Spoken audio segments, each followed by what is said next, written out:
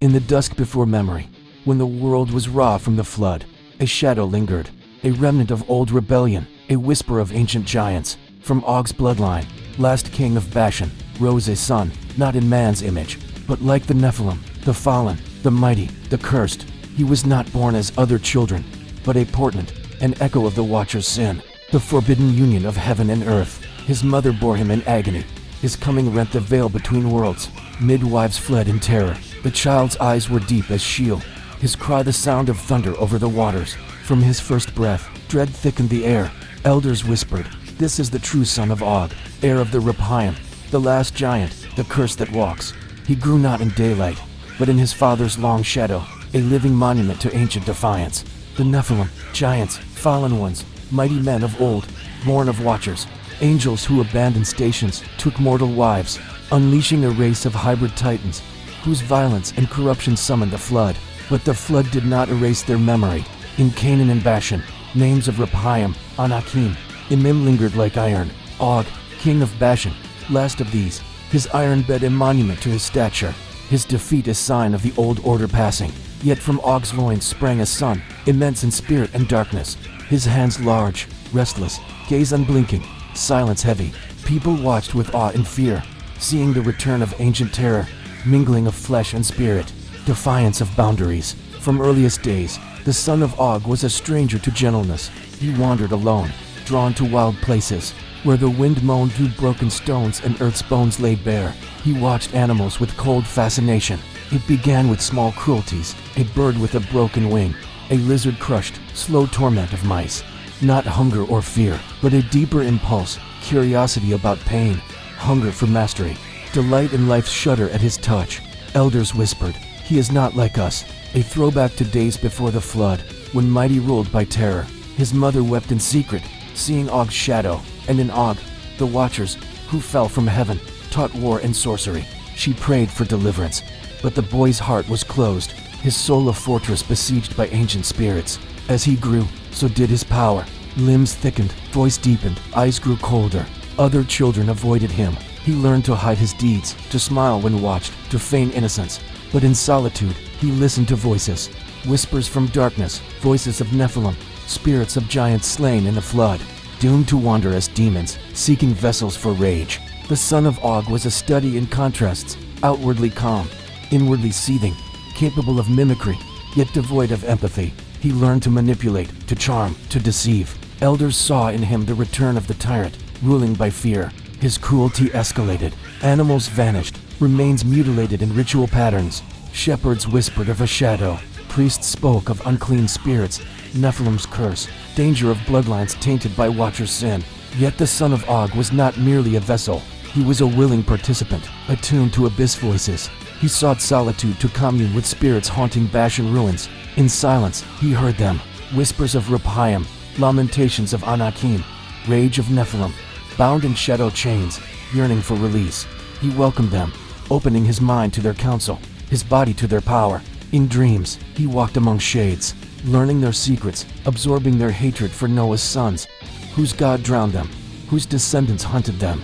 He became a nexus, a living altar where old vengeance could be rekindled. One night, beneath a stormy sky, he climbed Bashan heights to where his father's bones lay. Amidst ancient altars, he called out, not to Noah's God, but to Nephilim spirits, watchers, fallen ones.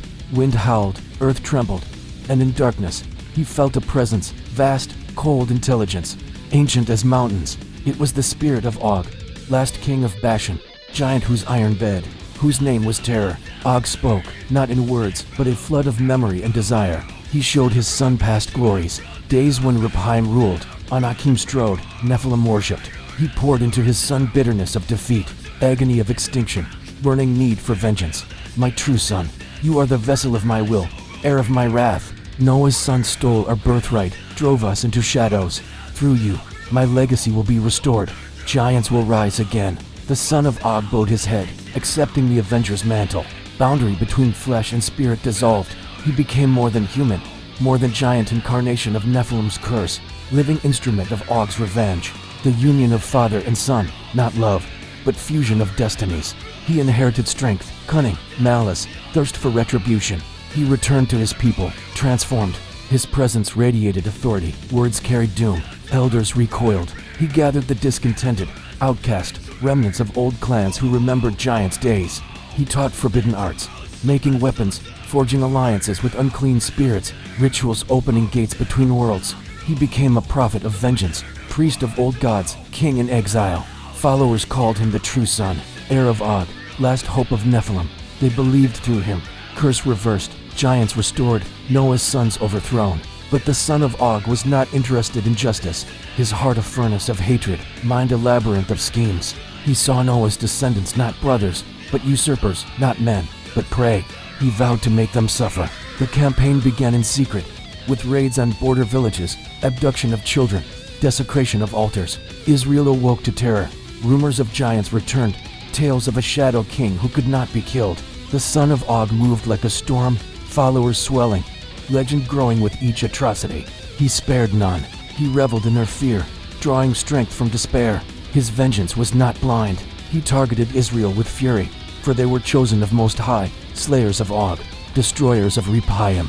He remembered Joshua, Caleb, David, Goliath, wars that drove giants into earth. He vowed to undo victories, to erase their memory, make their God weep. Land became battlefield of spirits and flesh, curses and wounds. Son of Og called upon Nephilim spirits, summoning them to possess warriors, guide his hand. So chaos, air thickened with blood and incense, cries of dying mingling with laughter of demons. Priests of Israel called for fasting, prayer, renewal of covenant, intervention of Most High. But the son of Og was relentless, hatred inexhaustible, power growing with each soul claimed. The son of Og is both subject and object, actor and acted upon, vessel and voice. His journey is not merely outward, but inward, descent into his soul, confrontation with corruption, surrender to Father's will. The bond between Og and his son, not love, but inheritance, transmission of power, hatred, destiny. Og is proud patriarch, ghost refusing to fade, spirit demanding vessel. Son is willing heir, embracing curse. Their communion a parody of covenant, dark reflection of promises. Where God offers life, Og offers death. Where God calls for mercy, Og calls for wrath. Where Noah's sons seek reconciliation, son of Og seeks annihilation. Yet a terrible beauty in their bond, grandeur in defiance, majesty in ruin, last of their kind. Final flowering of doomed lineage, echo of a world that was and will never be again. The son of Og is not merely a psychopath, but a vessel for spiritual forces older than memory. Spirits of Nephilim, denied rest, seek embodiment. They whisper, promising power, demanding blood. The son of Og welcomes them, opening himself, becoming nexus of their rage. His possession is not loss of self, but fulfillment, a becoming, realization of potential latent in his blood. He is bridge between worlds, living altar where old gods feast. Mind a battleground, will a tapestry. Yet Og's voice prevails, voice of father, pride, vengeance. Son becomes instrument of will, embodiment of curse, harbinger of a new age of darkness. With Og's spirit as guide, he sets out on revenge tour, campaign of terror against Noah's descendants, Israel chief target. He moves with certainty of destiny, ruthlessness of damned, cunning of watchers. Followers swell, drawn by power, forbidden knowledge, thrill of rebellion. They become his army, priests, instruments of destruction. Wage war upon Noah's sons, seeking to overturn creation, restore dominion of giants, avenge wrongs of flood. Land drenched in blood, air thick with cries. Sons of Noah fight valiantly, but beset by flesh and spirit, sword and curse.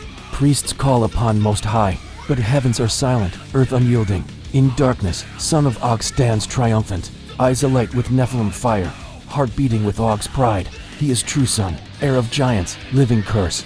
Beneath sky heavy with omens, son of Og and spirit of father set out, journey of retribution, remembrance. They move as one, flesh and spirit, past and present, father and son. Footsteps shake earth, voices echo. Sons of Noah tremble, for giants have returned, with old hatred, pride, curse. Story not ended, but begun. In silence that follows, land remembers. Stones whisper of days when Nephilim ruled, Rephaim strode Bashan. Sons of God defied Most High and paid the price. Son of Og is gone, but his shadow lingers. Curse of Nephilim endures, woven into world's fabric, waiting for day when giants will rise again. Until then, Noah's sons watch horizon, fearing return of true son, heir of Og, living memory of ancient rebellion.